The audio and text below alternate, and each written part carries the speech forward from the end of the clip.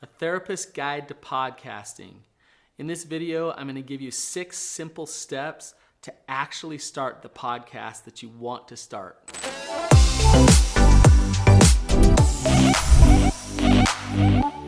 I'm a therapist and I'm a podcaster. I actually have 2 different podcasts. I have my Therapy Brothers podcast that I do with my brother, and then I have my other podcast called The Betrayed, The Addicted, and The Expert. Now, it's interesting being a therapist and a podcaster because I have a lot of therapist friends, and they all want to have their own podcast. Yet many of them have never started it. 1, because they don't know how, and 2, they just are a little bit scared to do it. So I'm going to walk you through exactly how to get started and show you how easy it is because I am a pro at podcasting. My podcast has over 1.3 million downloads. Now, that's pretty awesome, I think. What's really cool about that is it's helping a lot of people. The message that we have really helps people in their struggles and in their suffering, and it gives them answers and tools to healing. But there's ancillary things that happen as well. I get a lot of clients because my podcast is doing so well. I also am able to sell products online like courses and subscription sites where I can make some passive income and not just make money by working with clients every day, day in and day out. So podcasting is awesome, and I think every therapist should do it. So let's walk you through the 6 steps it's going to take to get you started. Step number 1 is find your platform. It's really quite easy to find your platform. On my podcast, The Betrayed, The Addicted, and The Expert, I'm the expert. I treat betrayal and I treat addiction. So it was really easy for me to know, hey, I can talk about betrayal and addiction, and people need help with that. So that's my platform. Step number 2, build a brand. Now, as I talk about this, it might turn you off a little bit because you're a therapist, and you might be a little scared when it comes to marketing and graphic design and things like that. But the reality is it's not that hard. You can spend around $300, $400 and have everything that you need done for you so that you can start your podcast. One of the most important things is that you have a good name and you have a good thumbnail that you can put on iTunes and other platforms that catches people's eye. So hire a graphic designer online to create that thumbnail for you. It's not that expensive, and once you have it, you have it. While you're at it, have them create a logo for your business as well. Consider your podcast as a business, so have a good logo for it. Make sure it looks professional and clean and easy to read. Find your music, your little jingle that sets the tone for your platform. Try to find something that will resonate with your audience, that will bring them into the energy of listening to you and listening to what you have to say. I'm going to talk to you toward the end of the video about places that you can find these resources so that you can get started with your podcast. All right, let's talk about hosting and posting on iTunes and Spotify and places like that. So when I first started podcasting, this is what actually stopped me from getting going as a therapist. It was such a pain to actually get your podcast on iTunes. It was so hard, but now it's different. There's this awesome tool called Anchor, anchor.fm. Find it online.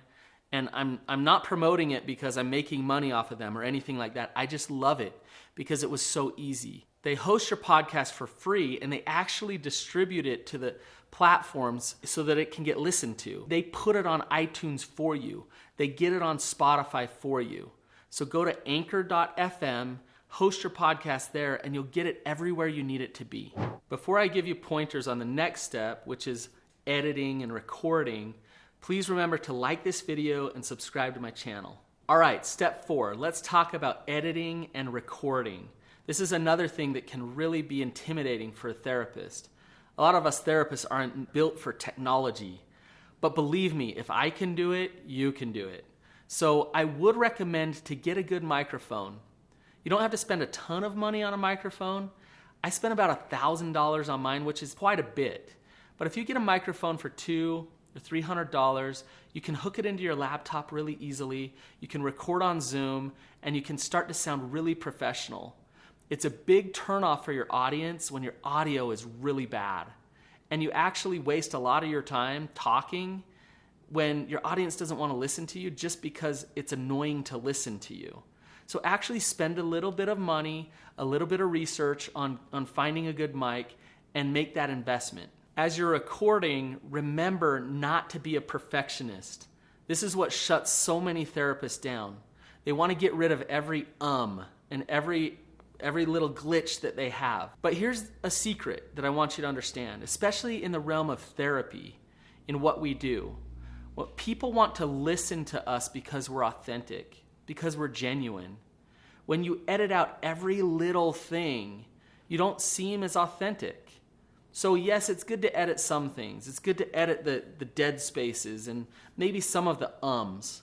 But overall, just let it flow. Let it go. Just put yourself out there and don't over edit and don't get overly perfectionistic. I love using Zoom. Zoom is one of my best tools. Now, since COVID, I've used Zoom a lot for meetings, all kinds of things. But one of the best things that I use it for is recording my podcasts. It records audio. It records video as well, so you can post it on things like Facebook and YouTube. Zoom's awesome, and it's so easy to record it. So if you're not using Zoom to record, I would highly recommend it. When it comes to editing, I find my little jingles, my music from Audio Jungle. Now, there's different places you can find it online. It usually costs about $15 to $20 to get a good jingle, but just look it up, find a place. Usually there's so many, it can take all day listening to little jingles before you decide on one.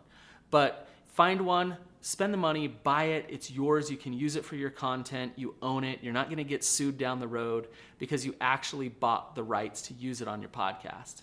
Just so you know, it's helpful to check the licensing so that you have a perpetual license and you can use it multiple times. You can use it over and over again on different episodes on your podcast and different platforms as well.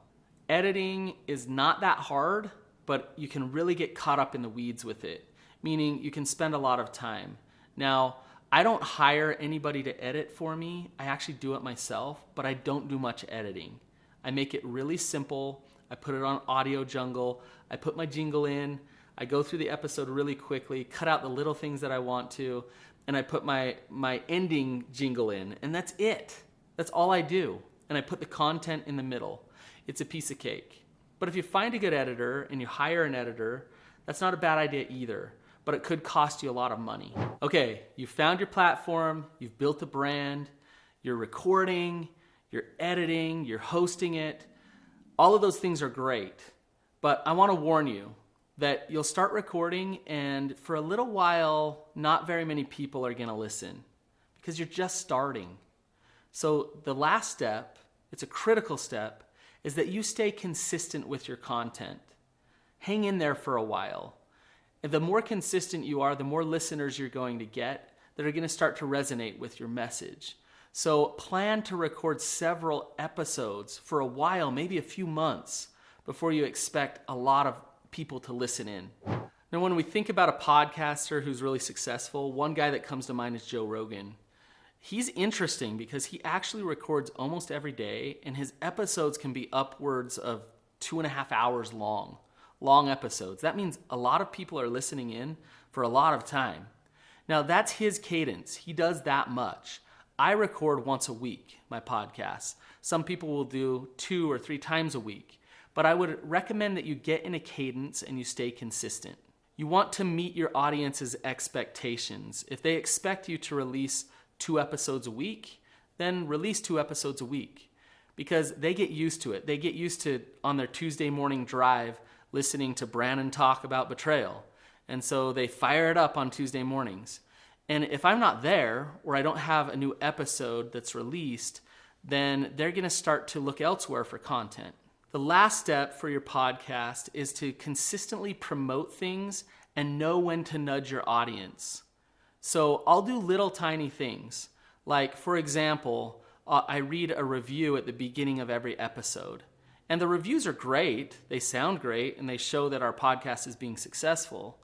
But what I'm also doing is nudging my audience to go leave a review themselves because they know that reviews are important to me. Also, I won't over promote things, but I will push them to do certain things. Go check out my website. Go buy my course. I have this course about this topic that's really helpful for you. So go find it there. I want to push them into my marketing funnels. My podcast is the first step for me to build an audience, to actually create a business and to create income online. It's not a bad thing to be pretty direct and to just ask your audience for things. Remind them how much ratings mean to your show and why you need them. Just tell them that you'd really appreciate that they'd go and do this. Kind of like this YouTube channel. Like this video, please, and subscribe to my channel. Podcasting is awesome. It's my favorite thing to build an audience and to actually help people. The reason is because it's so relatable. It's so real. Your audience hears a conversation. They hear story. They hear examples of things that actually help people heal. So in that platform where you can talk openly and freely and have those conversations, people can learn and they can grow, and you can really build trust with your audience. And as you build that trust, it will lead them to buying your products, but it will also help them heal with whatever they're dealing with. So you guys, get started on your podcast. Instead of thinking, I want to, or I'm gonna podcast, do it. Go buy that mic today. Go buy your jingle from Audio Jungle. Start recording and put some episodes out there. The best thing that you can do to start a podcast is to just start. If this video was helpful, then you're gonna wanna take the next step. So watch my other video, A Therapist's Guide to Marketing Funnels, and it will help you take your podcast to the next level.